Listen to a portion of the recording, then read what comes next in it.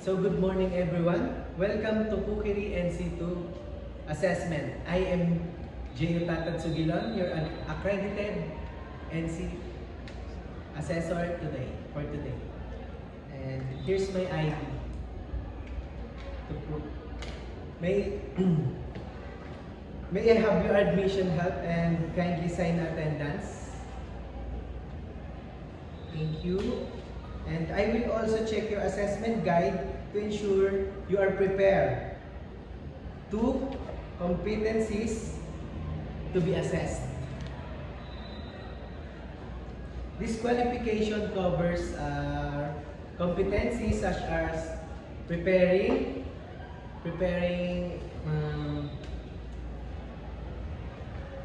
foods and dessert, and also the food safety procedure. Today assessment will verify you if your performed task is according to the industry standards.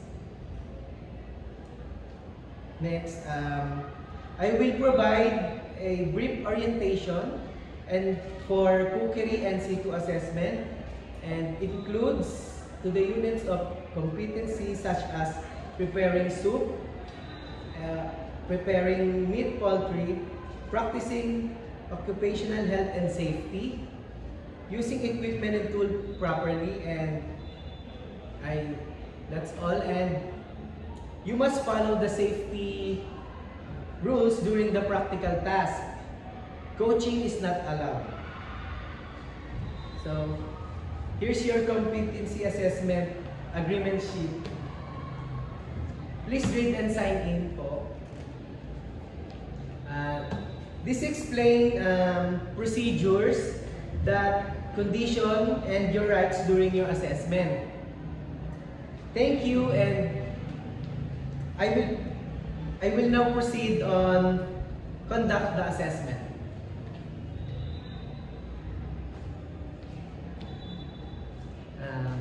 This assessment, this assessment area.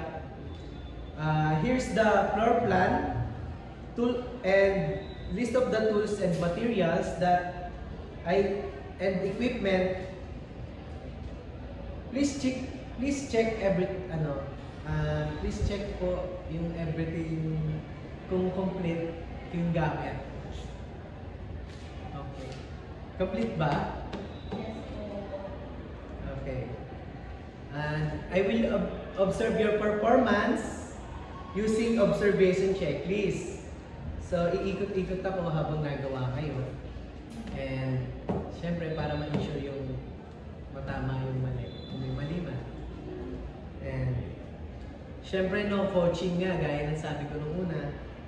Then, for next is, now, I will now review all your evidence based on TESDA, rules and evidence, validity, sufficiency, authenticity, and currency.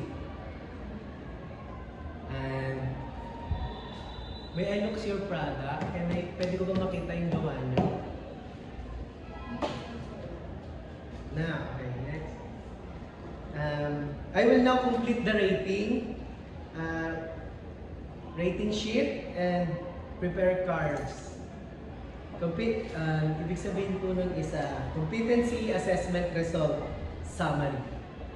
And thank you for completing this assessment. Here's your feedback.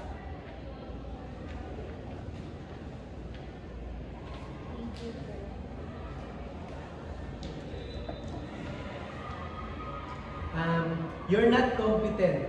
These areas includes state specialist skills. You may request your assessment once you are ready.